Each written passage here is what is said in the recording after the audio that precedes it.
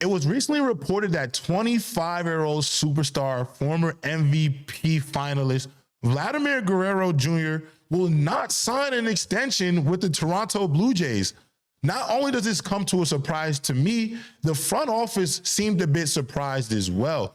When asked about this, Vladdy Guerrero said they had their numbers, I had my numbers.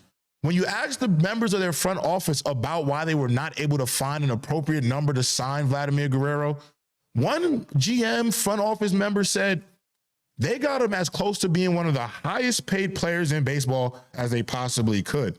Now, if that number wasn't enough for Vladimir Guerrero Jr., and look, we saw Juan Soto get over $700 million. Do I think Vladdy's a $700 million baseball player? I do not know. I don't think that's confirmed because, listen, if we think about it, there's only two $500+ million players in baseball right now, Juan Soto, Shohei Ohtani. When you look at Vladimir Guerrero Jr., do you see that level of player from him? That's a question that I think a lot of us can answer. Now, Vladdy Guerrero might also be interested in the idea of baseball is entering its dynasty era, its super team era. It is the MLB versus the Dodgers.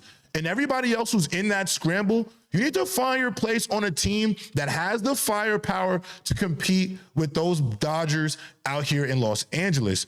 Now, with Vladdy Guerrero Jr., the one thing that this also says to me is that the Toronto Blue Jays, you guys in no world can get you the superstar you want.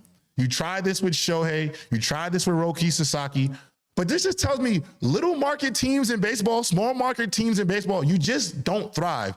It is that you guys are little fish in a shark's ocean. The Yankees are sharks. The Red Sox are sharks. The Dodgers are sharks. The Astros, sharks. The Blue Jays, you aren't that. And so unfortunately, in order to bring in guys like Vladimir Guerrero Jr. to sign these major extensions, not only are you going to have to put your money where your mouth is, you're also going to have to show a guy like him, this is our foundation. This is what our pitching look like. This is who our young upstarts are. This is who we're farming into this system. You have to show a level of confidence that this team can go to a World Series. And look, I'll give the Blue Jays a bit of credit. They have absolutely tried to bring a superstar to Toronto. But hey, in Toronto, it's a lot of taxes going on. It's a small market. A lot of people don't want to deal with that. And again, a lot of people aren't Canadian.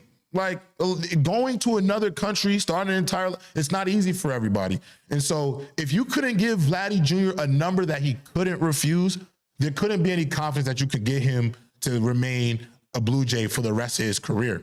Now, for his future, Vladimir Guerrero Jr., it is obvious that this upcoming offseason, there won't be a bigger name in free agency than Vlad Jr.